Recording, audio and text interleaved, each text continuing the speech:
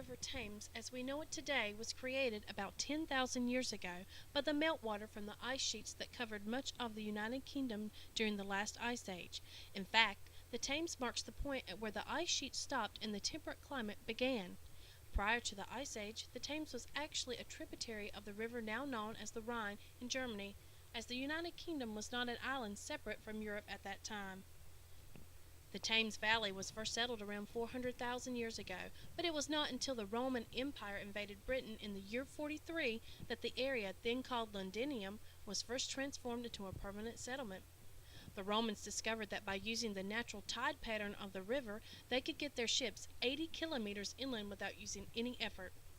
Although Londinium was not an ideal place for settlement due to the soft marshland surrounding the River Thames, it quickly became the hub of Roman life in Britain. The Romans were quick to capitalize the River Thames and recognized its use as a major shipping route into the heart of England, and eventually London developed into a major inland port. After a fire swept through Londinium, all but destroying the entire settlement, the Romans abandoned the area, and soon after the empire fell.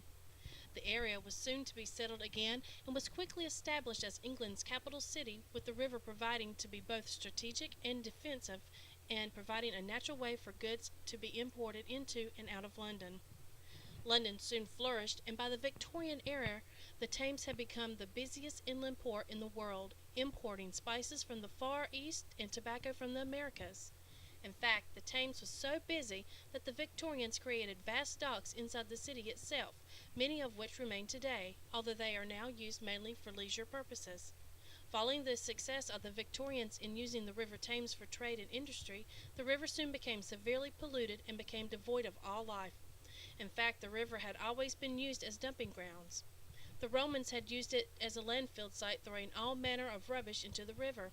Up until Victorian engineers created the first sewers in the world, the river was also used as a means of disposing of human waste.